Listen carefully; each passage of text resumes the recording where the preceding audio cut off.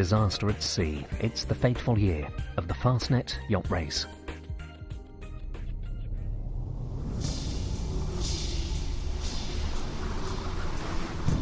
Can you believe this, boys? 12 knots! And here we have Fastnet race 1979. Oh, and there's Dad. Hello. Martin, make sure your harness is attached. We just saw a distress flare to starboard, Alan. What should we do? Things are going to get worse before they get better. Alan! Robert, wake up! Robert!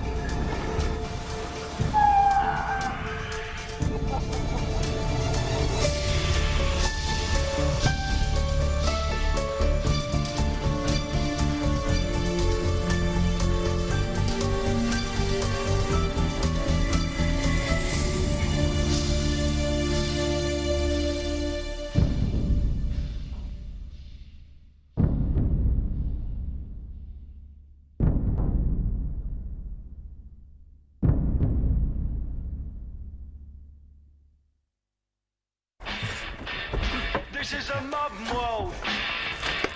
This is the modern world. Solent Coast Guard, Solent Coast Guard, this is Grimalkin. Grimalkin, can I have a radio check, please? In the summer of 1979, amateur skipper David Sheehan, his 17-year-old son Matthew, and the crew of Grimalkin prepare their yacht for the Fastnet Ocean Race. What are we going to do with all this food, Dad? Right, 6 days of you fat bastards. I think you'll need it. I didn't feel there was anything special about the fact that I was 17 and doing the Fastnet.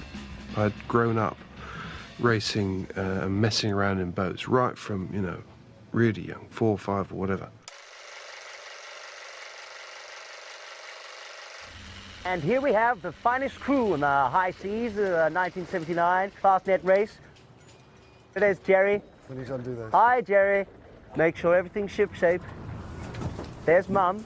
Hello, Mum. Wave for the camera. Hi. There's Dave. He's not too camera shy. Oh, and there's Dad. Hello. It's a very big wave. It's a huge wave. Heavy stuff on board. Heavy stuff. Hello. Yay. Yes. Everybody else is working. My father was skipper of the boat. He's also the owner. Then I was doing the foredeck, so that's the front end of the boat. I'd spent all my life sailing with him. Every weekend I was with him, and he was my best friend. I mean, he genuinely was. So we learned together. But that summer's day, Matthew and David are sailing into danger. Across the Atlantic, a storm is brewing. When ice-cold air crashes down onto the baking earth of the Great Plains of America, it whips up a fierce storm. It travels east, leaving a trail of damage, uprooting trees, crushing a woman in New York Central Park. It then passes over the coast of Newfoundland. Is the bow clear? Camera clear.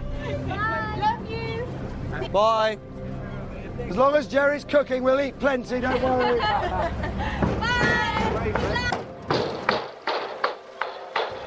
Bye, Henry. See you, Henry. Look after Mum. You're the man of the family now.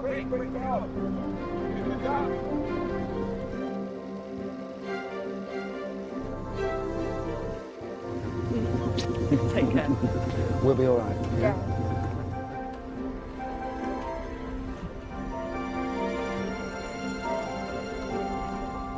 The Fastnet was definitely a big deal for us. It was the biggest race, the longest race that we had undertaken. The crew of Grimalkin would be at sea for 6 days in the biggest challenge of their lives.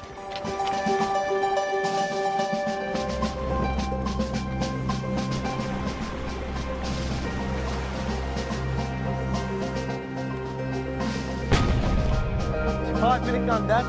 Stop it! If we wanted to just do 600 miles offshore, we could have headed off any time to go and do 600 miles offshore. 2 minutes. But this is a race, you know, driven by the need and the desire to do well or win.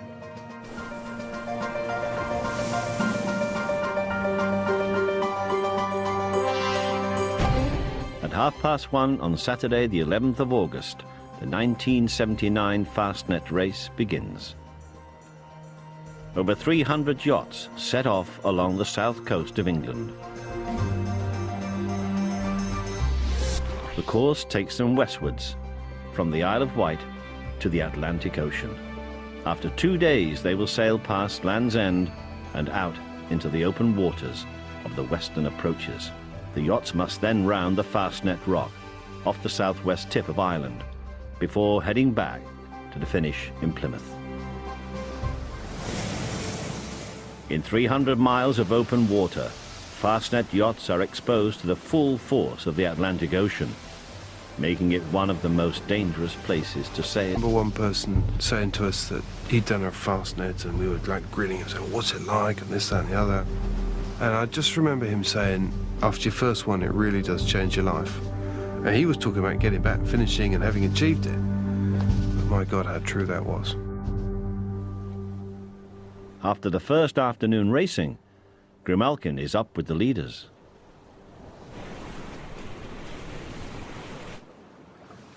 We were where we had hoped to be, and of course that's always very exciting. If you set yourself a goal of doing well, then and to find out that you are actually at the front end of the fleet is good, and that sort of raises the sort of excitement.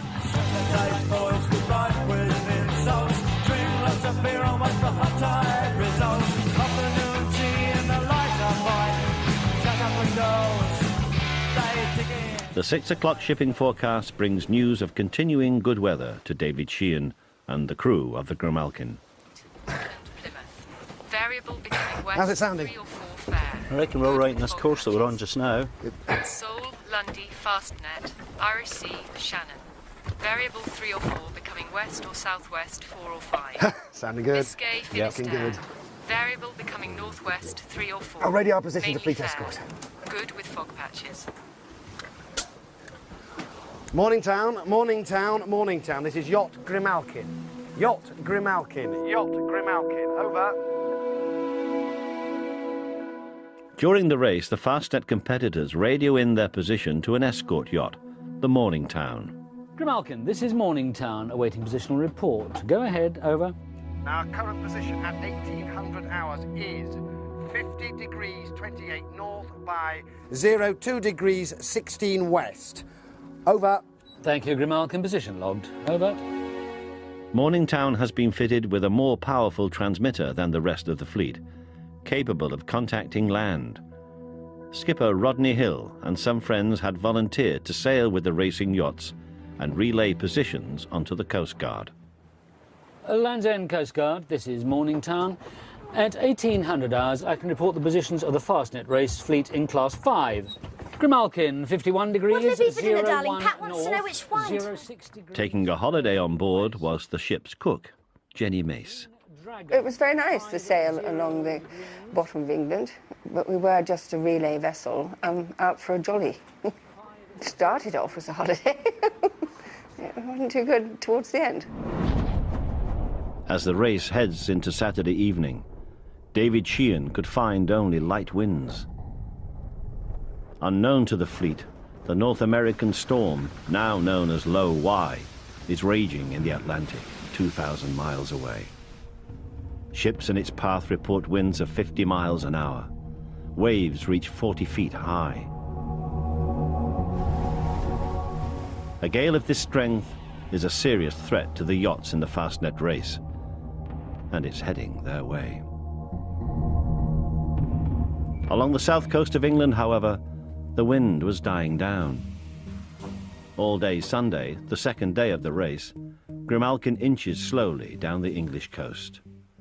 At dawn on Monday, the wind dies completely, and Grimalkin finds herself becalmed in fog.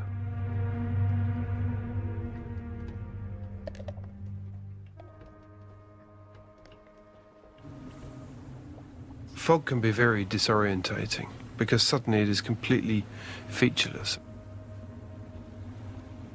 What you don't want to be seeing is the bow of a ship somewhere up there steaming towards you and the bow wave, and you're right in its path.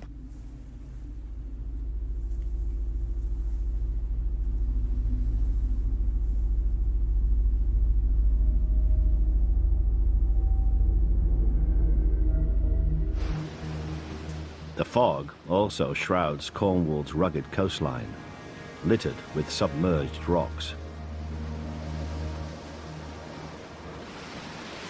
It's definitely an eerie experience, and a huge relief when it finally lifts and you see where you are.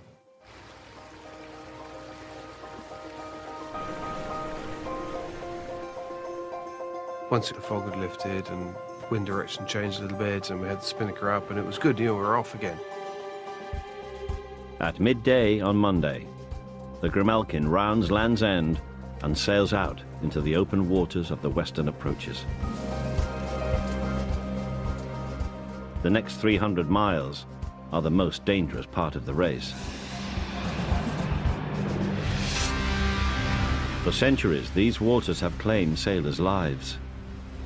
With little shelter from transatlantic storms, the western approaches can be rough and unpredictable.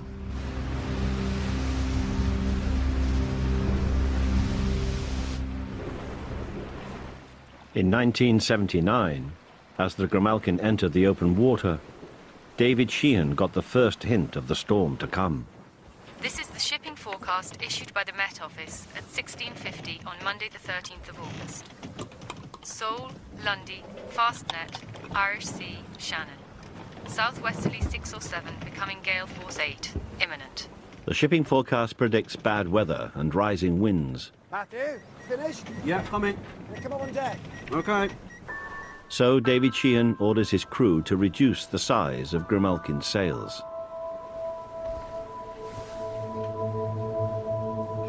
It's force 8. It's going to give us quite a blow. Right, let's drop the kite and put a number 2 up. It's going to be dark soon. I don't want to risk dumping the kite in the water.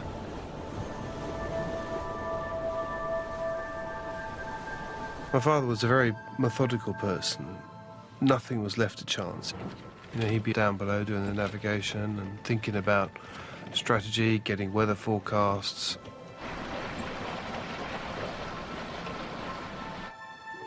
I like doing the foredeck.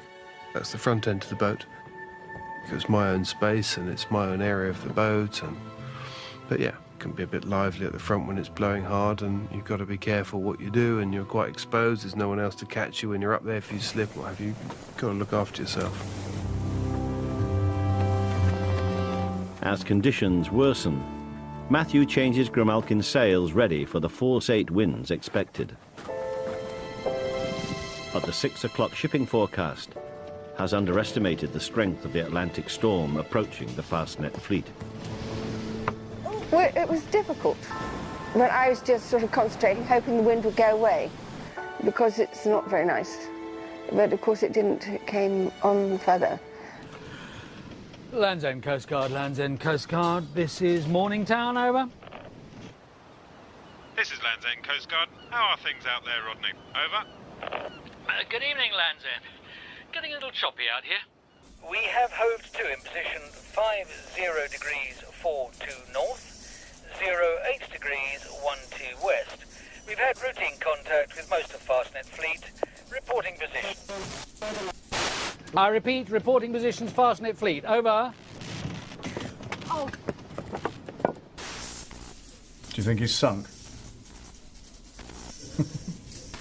Oh, Pat, I think the radio antenna's broken loose again. Can you go and have a look? Jenny, give him a hand, will you?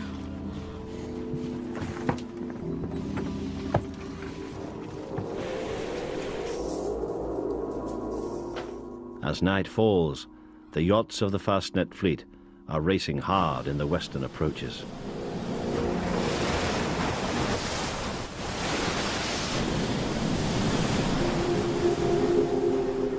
The faster professional boats begin to round the Fastnet Rock. The rest of the fleet are strung out over 140 miles of open water. unaware of the true strength of the storm about to hit them. Behind Grimalkin, the amateur crew on board another small yacht, the Trophy, pushed their boat to the limit.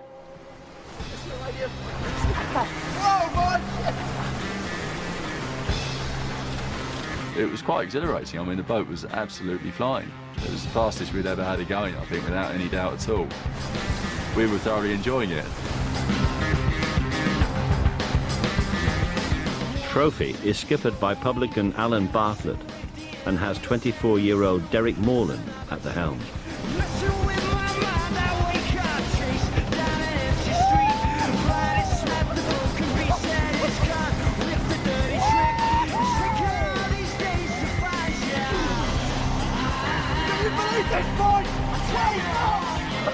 Everybody on the crew got on really well. That was one of the nice things about sailing on the boat, that basically we were all friends.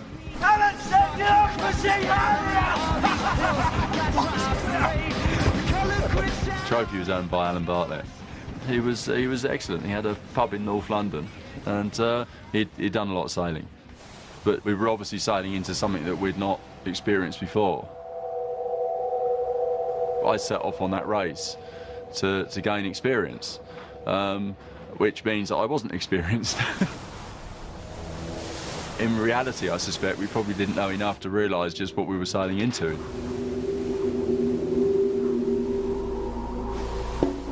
On Grimalkin, David Sheehan realises that the storm is going to be worse than forecast. He decides to sacrifice speed and put up the smallest sails they have.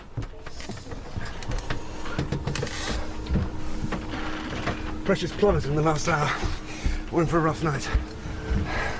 OK, let's get the main down and the storm jib up. Show as little sail as possible.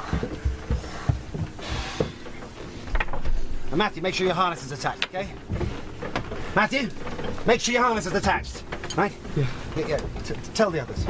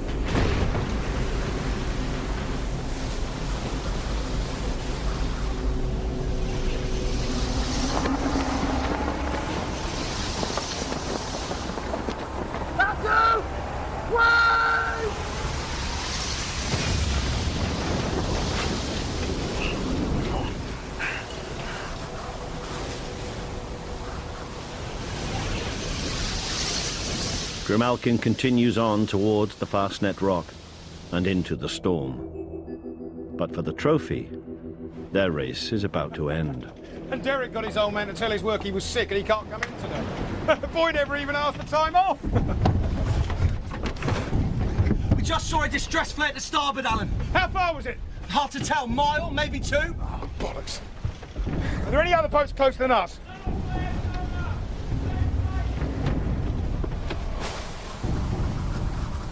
We saw the flare go up, and without even thinking about it, just thought we got to go and assist, or at least stand by them. Robin, mark our position. We're going over to respond. Already done it, Skip. Give us a bearing of the flare. 279, Skip. 279 degrees. 279. Got that? Yeah. Right. We're going over to help. All hands on deck. The decision has to be made, really, right at the start. Is there any point in actually going down to that flare? But of course, if the boat was sinking, we may well have been able to get 1 or 2 of them on board. That's where, in retrospect, the problems arrived. Mayday, mayday! This is Alamander, bringing down and taking in water in heavy seas. We have launched our life raft and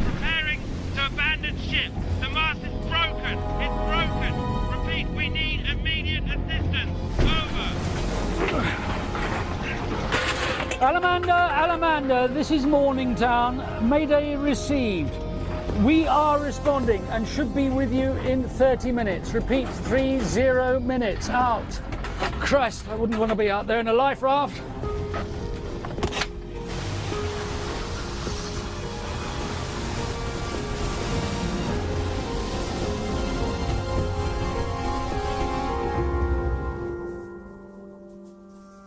The fleet are now 80 miles from land, midway between the shores of England and Ireland.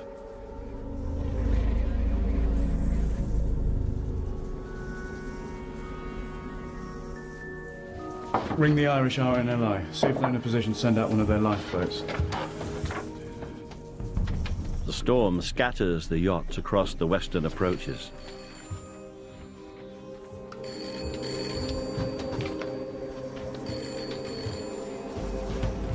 The trophy reaches the stricken yacht, but can do little to help. Our ability to help was pretty low, really. I mean, there's, you know, what can you do? You can't put the boats alongside each other. Their rig's over the side, and they've got their life raft up, but the crew are still on deck. There's nothing much we can do in these conditions. We'll keep upwind of them and stand by.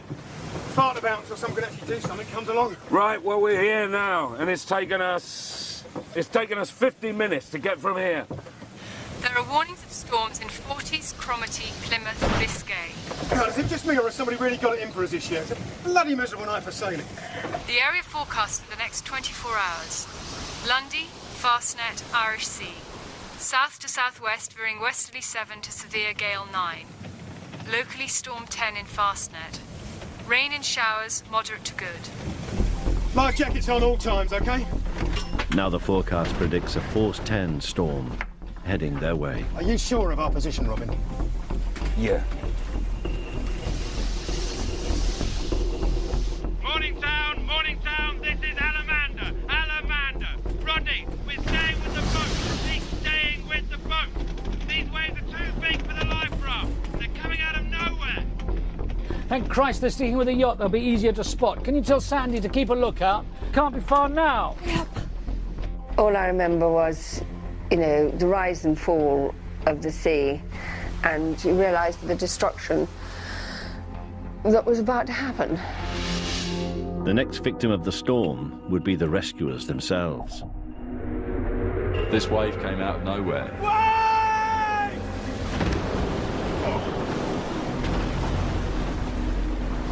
The wheel was ripped out of Simon's hands. And we just surfed off this wave astern, and when it all stopped, we couldn't turn the boat. The steering's gone! There's no bloody steering! Steering's gone! Simon, get the tools! I'll strip the rudder down. It could be the cables have snapped. Dick, Ross, get out on deck and check the boat! Lost the bloody rudder. The storm has sheared the rudder clean off. Now what can we do?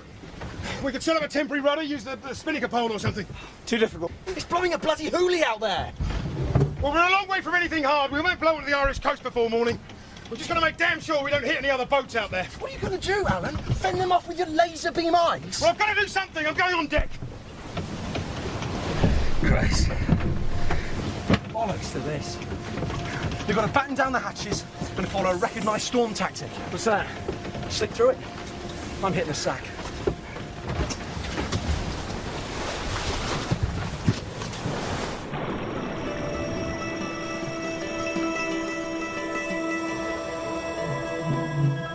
On board Grimalkin, David Sheehan has organised his crew and is ready to take on whatever the weather throws at him.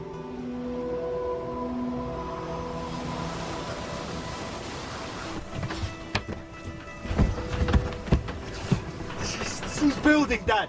It's getting hard to hold it at this course. OK, we'll tell the helm, whoever's helming, to stick to 275 degrees for as long as possible. As soon as you feel it's unsafe, tell them to bear away and come and wake me up.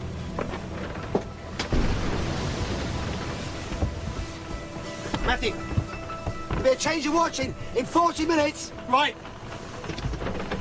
it was quite clear that it was going to be a pretty lively night.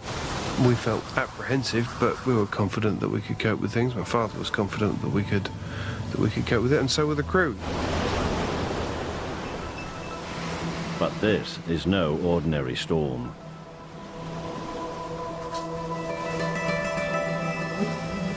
A 40-foot wave comes out of the darkness and knocks the yacht over on its side.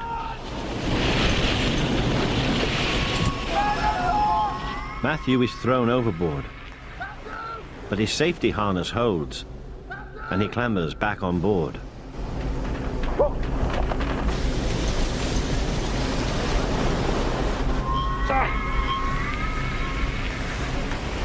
Aaron, all right? Are you okay? We've just been swimming.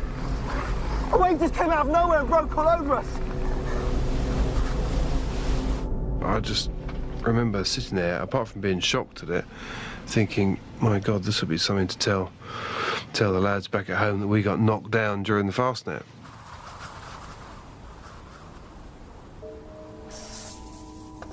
Right, Frank, fill me in. The Fastnet fleet has been hit by storm force winds and what sound like impossibly heavy seas. How many boats involved? We've had 5 distress calls over the last hour and a half. Morningtown's just reported seeing a life raft. How many out there? About 300. We're not altogether sure. These red marks indicate their positions at 1700 hours yesterday afternoon. The orange are updated coordinates for some of them. Lord knows where the rest are now. And what's the weather report? Increasing force 10 imminent in Fastnet. Right, Ted, call out the Land's End lifeboat. It's going to take them 6 hours to get there. ETA 7:30. I'll put the Padstow lifeboat on standby as well. Right, make the 2 you. After midnight, the crippled Trophy is hit by a breaking wave and turned completely upside down. Derek Morland is trapped in the upturned hull.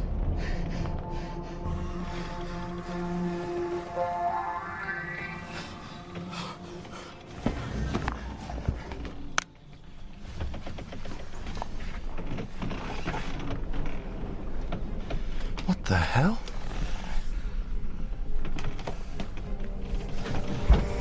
We're upside down.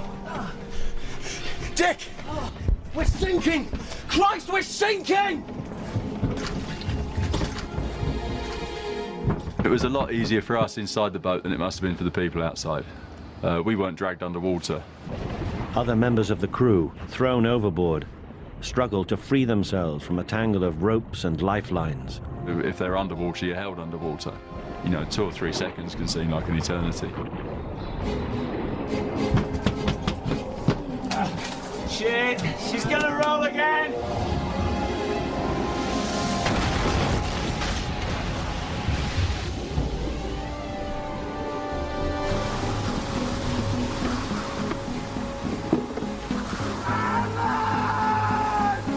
When the Trophy rolls back over, skipper Alan Bartlett is trapped overboard. We bloody capsized. Try and get him under the lower life line!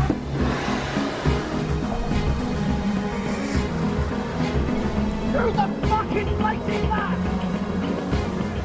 In the confusion, the crew abandoned the Trophy.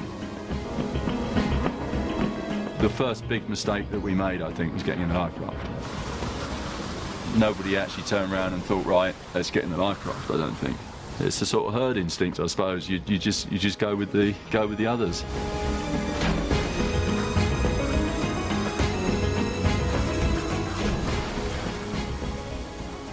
That decision was what cost 3 people's lives, I think.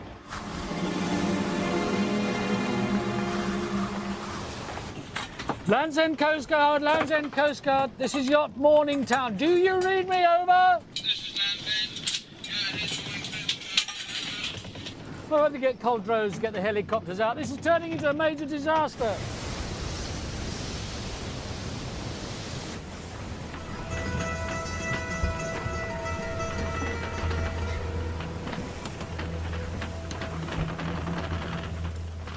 On board Grimalkin, David Sheehan is alert to the new danger as the wind shifts direction.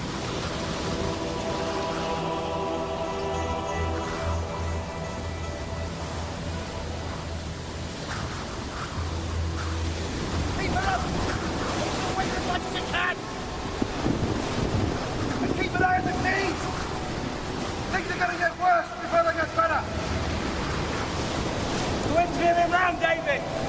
He's got about 5 degrees to the west!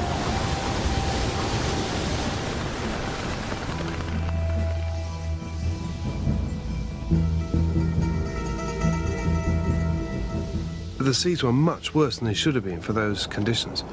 And what had happened was that the wind had actually shifted during the night and gone round, so it had set up a whole load of waves coming in one direction, still gale force winds, but now the waves are coming from another direction. And you've got two wave trains meeting each other.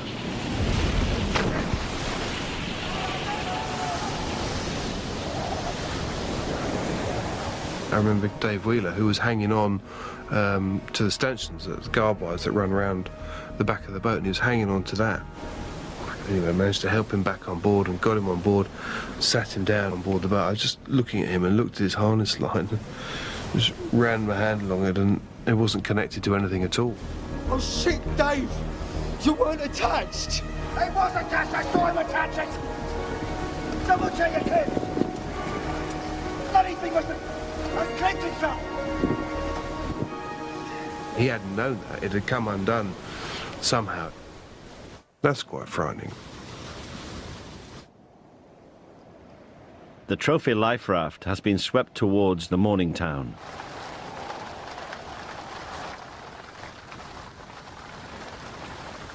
There's a boat over there! Must be the morning town! Come on! Give us a hand!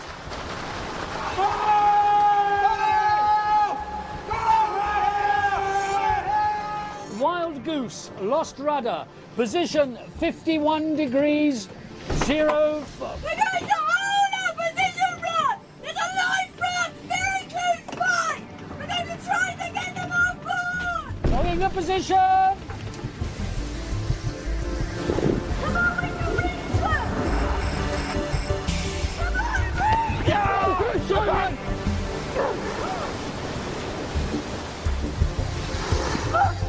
The huge waves make any rescue impossible.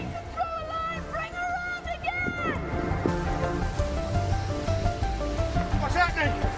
The boat's going back round again. It's coming back round for us. She did 2 or 3 passes, really very close. I actually managed to reach out and grab her on one of the passes. Reach forward! Just a bit closer! We're okay! We're okay! You ready? You are positioning! Come back for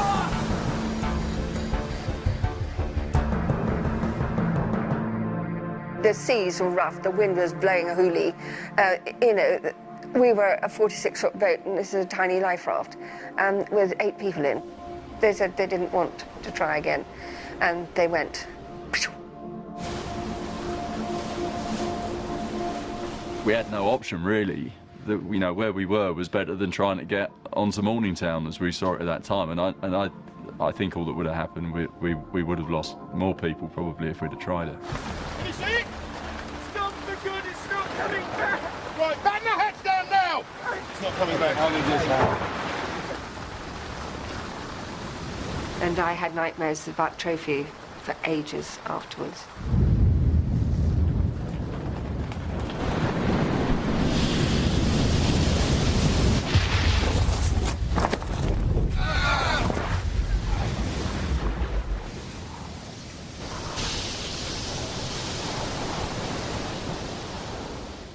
At that stage, we changed our minds about whether or not we could get on Morningtown. But Morningtown had lost us.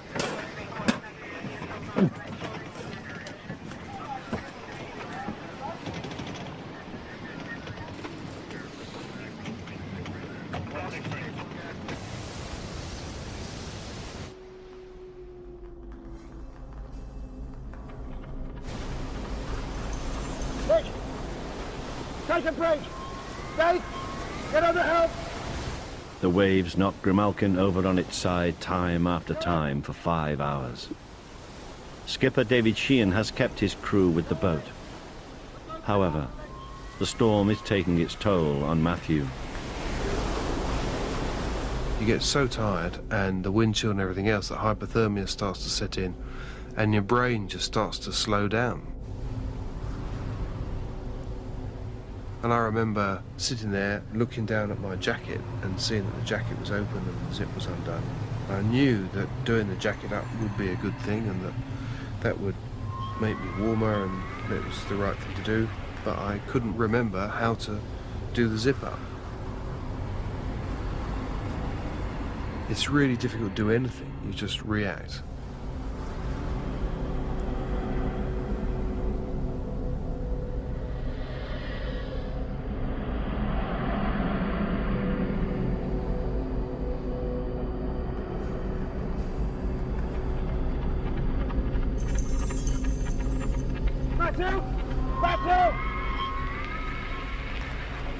Batu!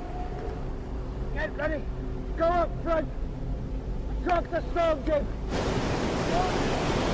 It's almost like your brain's put on ice, really. It's sort of, it also chills the fear as well. It's odd. Batu! We're gonna go bird pose! Everybody, we're gonna go bird pose! And run with the wings!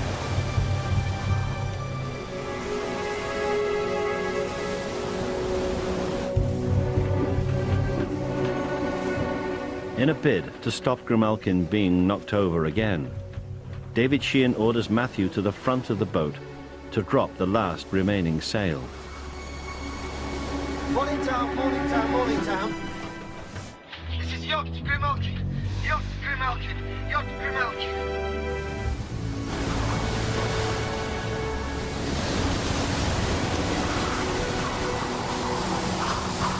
Grimalkin, this is Morningtown. Go ahead, over.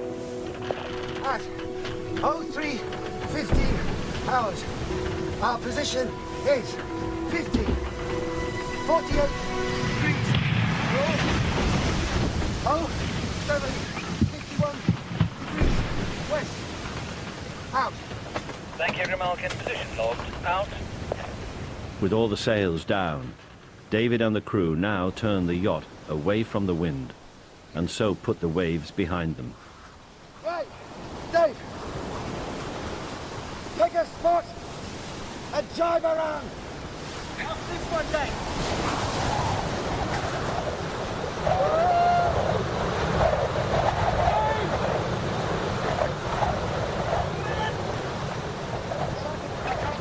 Here we go again.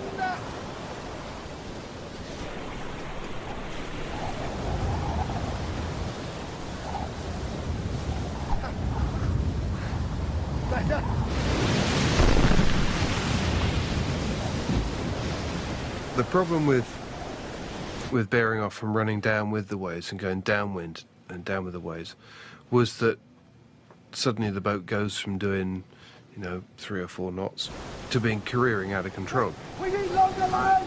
We get the trouble more than the longest we've got! I can't hold it! That's too far! The boat is coming out! In many ways, one of the most frightening aspects of the whole thing is when you start to run out of options. Then you realise that you are in the lap of the gods or the lap of the weather. With low Y now right over Fastnet, the Coast Guard can do nothing to help. Shipping forecast not looking good, sir. The front's not going to clear them until after dawn. This bastard's going to blow all night.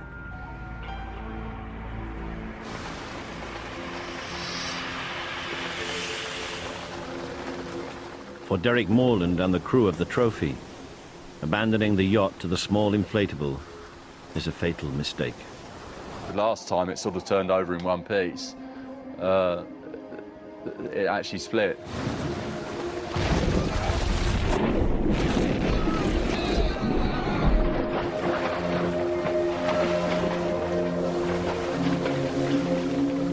I don't know how many people actually came out through there. I think all of us did, in fact. But we found ourselves in the water. I just felt something brush the back of my hand and grabbed it. And it turned out to be the lifeline. Come on, Derek! I pulled myself back up to it. Clip on, clip on! But Peter and John weren't with us.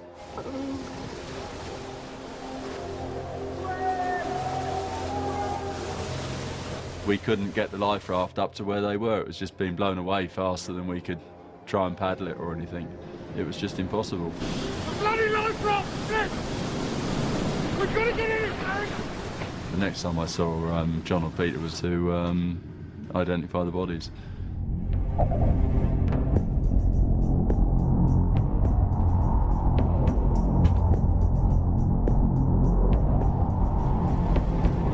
Christ, radio's gone again.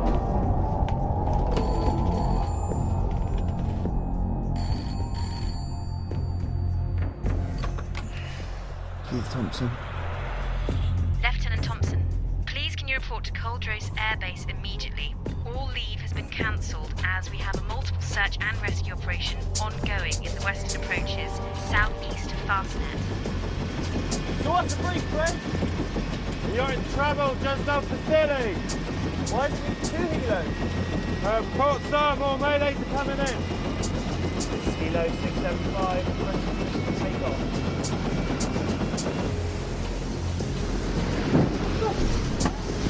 Winds currently southwest to west. I mean, I had never seen anything before or since like it, and I don't wish to. There are more flares, Rodney. 3 to starboard, 1 dead ahead and 1 to port. Rodney was very matter of fact about these things. You know, he had the job to do. He took the details.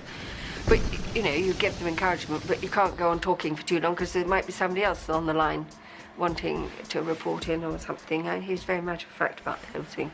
Mayday! Mayday! Mayday! This is Yacht Grimalkin. Mayday! Mayday! This is Yacht Grimalkin. Yacht Grimalkin! Yacht Grimalkin! Our position is 5001 north. The next Mayday Morningtown receives is from David Sheehan aboard the Grimalkin. Taking on water and has 2 injured crew. We believe we are 30 miles northwest of Land's End.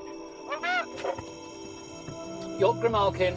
Confirm have received your position and Mayday. Will relay to Land's End. Advising immediate assistance impossible. Nothing we can do for you at the moment, I'm afraid. Good luck, Grimalkin. Out. Mayday, mayday, this is Tarantula. We have lost our rig and steering. We have 8 crew on board and need assistance. Mayday, mayday, this is Tarantula. We're our own best hope.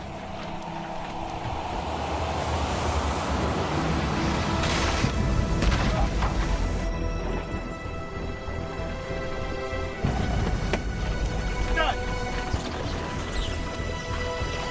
Dad!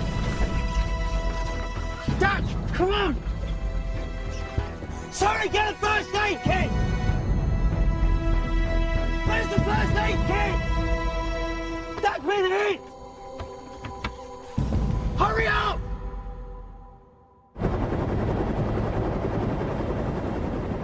That's some wind, eh, Fred? Stand by for situation report from Land's End MRSC at 0430 hours. We have news of further yachts in difficulties. Magic, repeat magic. 5 persons in a raft at 50 pulling and tawny. 50 degrees 30 Tarantula. Sinking.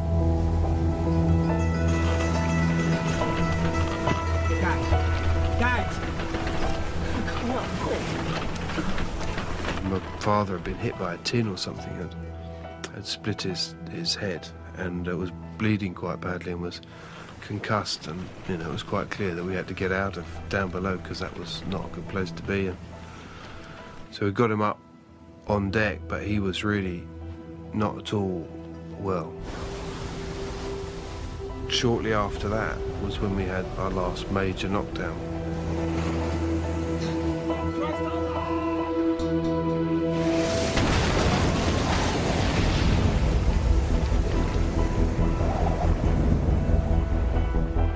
Unlike all the other knockdowns, when I popped up this time, I'm outside the boat and I'm now looking at the underside of the boat with the keel sticking in the air, the rudder sticking in the air, and the name all the way down the side of the boat. It's all upside down.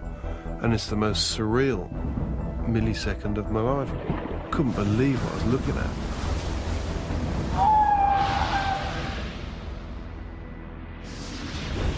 My harness line, which was attached to the centre of my chest, went down and then back up into the cockpit, and it only had one attachment, so you could only unclip one end, and that was the action end in the cockpit. And I couldn't pull myself free. And every now and then the boat would lift up and I'd just get a gasp of air and then be pulled back down under the water again.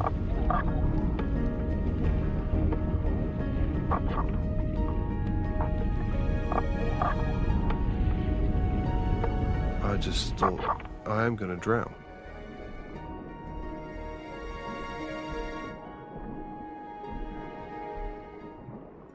I just remember being so angry.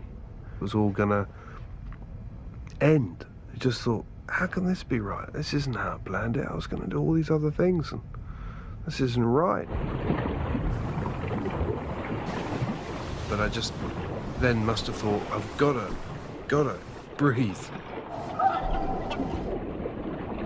The boat must have been upside down for a couple of minutes. So had it been any longer than that, I don't think I would have survived.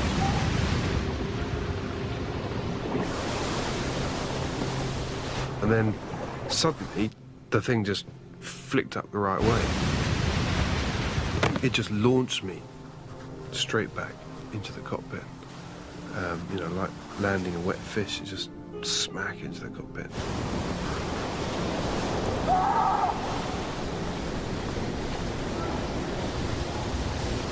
And then the next thing I remember seeing was a body floating upwind of where we were, and I knew it was my father. I just absolutely knew it.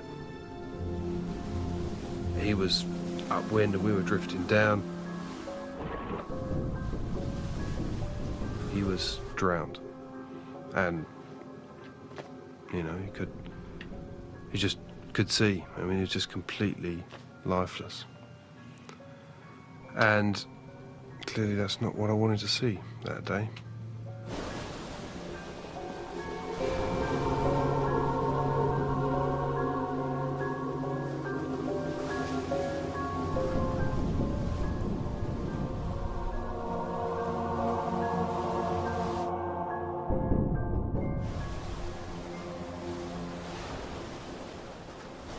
On board Grimalkin, Nick Ward and Jerry Winks are slumped lifeless in the cockpit, and the boat is filling with water.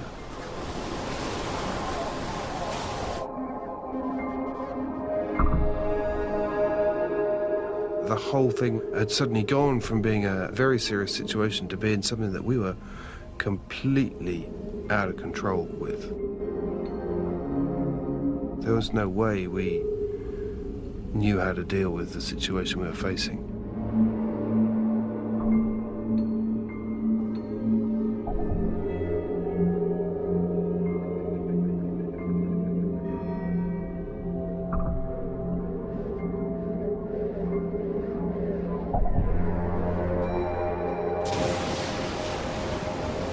We, at that stage, were convinced that both Jerry and Nick were dead.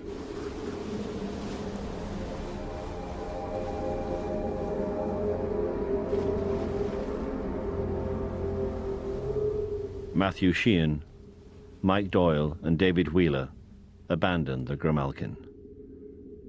It is 6 o'clock in the morning.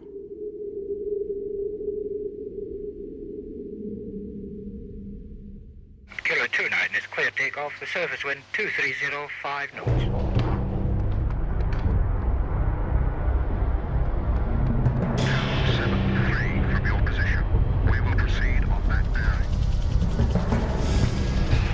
The largest ever peacetime air-sea rescue operation in the British Isles gets underway. As morning breaks, 8 RAF helicopters and a Nimrod spotter plane are joined by British and Irish lifeboats searching an area of nearly 20,000 square miles.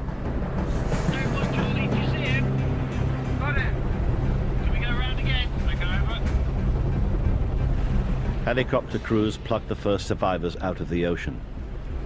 However, many of the stricken yachts are in fact miles from the position they've reported to the morning town. The search for Grimalkin is taking place nearly 60 miles from Matthew's life raft.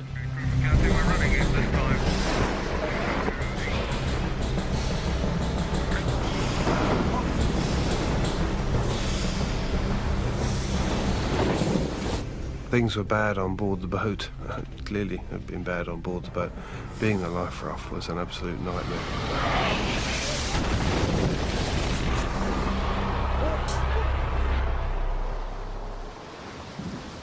The storm has destroyed Trophy's life raft. Alan Bartlett and his crew are now in the upturned roof and unable to get out of the cold water. Hypothermia is setting in. Robin was really, really weak. Robin! And Alan wasn't far behind him. Robin, wake up! Robin! Robin! In the end, Robin, he just, I think just hypothermia, he just sort of died.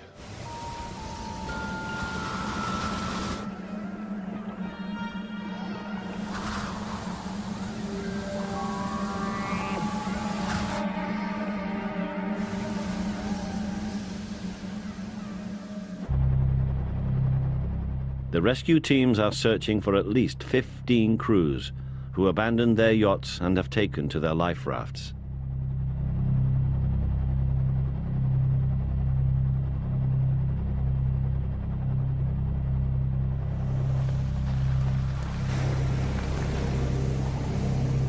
But for the 3 crew members of Grimalkin in the life raft, time is running out. We didn't have any options. We weren't under control anymore. That's where real disasters happen.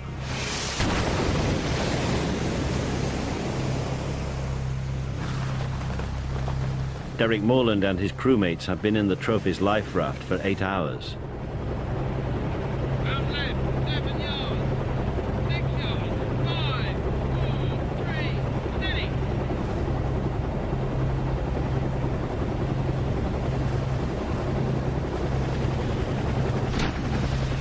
Right, gentlemen! How are we all doing? Alan, you old dog. You'll be back pulling pints next week. The 3 crewmen in the Grimalkin life raft were rescued. We heard this helicopter, and then the next thing I see is this guy come down the wire, get dropped down into the sea. And then suddenly he just like rocks up and arms over the tube and says, "Morning, lads."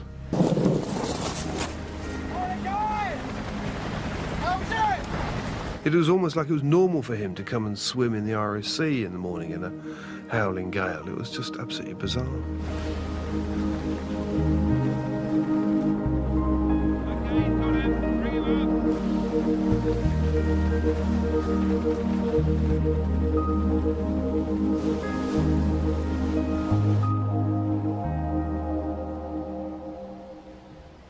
Their yacht is still afloat, and one of the crew members left on board is still alive.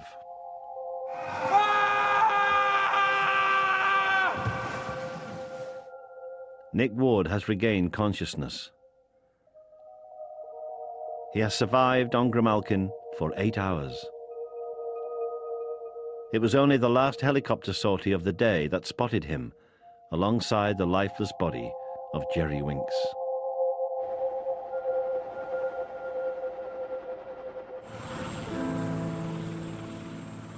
It was a further 2 days before all the yachts and sailors in the fleet had been accounted for. 303 yachts had entered the Fastnet race. Only 85 had finished. 16 sailors had lost their lives. As sailors returned to land, it became evident that the yachts had been inadequate against such a storm.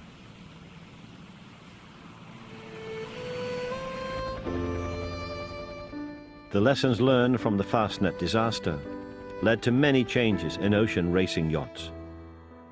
Today, satellite and long-range radios give crews minute-by-minute weather forecasts. Crews have to pre-qualify to take part in ocean races. Yachts have been re-engineered to give more stability, and crews are now advised not to abandon their boat until sinking is inevitable. But the threat from the forces of nature will always remain. Data from the storm of '79 revealed an extraordinary event had occurred. As the weather system low Y passed over the western approaches, a column of cold air crashed down from high up in the stratosphere. It split low Y into many smaller systems, turbocharging the wind. Boats such as Grimalkin were unlucky enough to have found themselves in the midst of the storm of the century.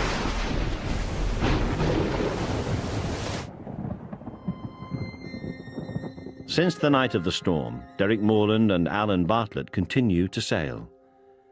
At the age of 75, Alan completed his 4th Fastnet race in 2005. Commended for their help in 1979, Jenny Mace and Rodney Hill once again escorted the Fastnet race in 1981. And with his first-hand experience of the cruelest conditions imaginable, Matthew Sheehan has become a leading expert in yachting safety. His father's body was never recovered. To lose your father and to lose your best friend is pretty serious and very distressing, but on the other side of it is that I was there when it happened, and no one was going to come to me afterwards and say, oh well, it's, you know, it's all fine, he died very peacefully and blah blah blah, and you know, I know, I was there, I saw it, and that if people talk about needing closure, well, that was my closure. I was with him, and it sounds a bit corny perhaps, but it is a privilege to be there and to know exactly what happened. You know, and if it had to happen, then maybe that was the best way.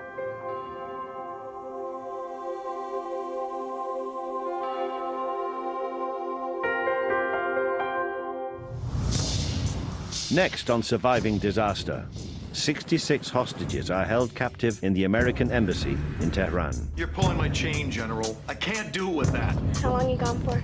You know, I can't tell you that. Bring those people home. U.S. Special Forces fly into enemy territory. At a secret desert rendezvous, the rescue mission goes badly wrong. Stop the bus! You know, you guys just don't have the balls for this. I can't. Just can't. Surviving Disaster, next Tuesday at 9. The news is next, then BBC One unearths the forensic clues to the long-buried secret of the baby in the concrete block. That's at 10:35.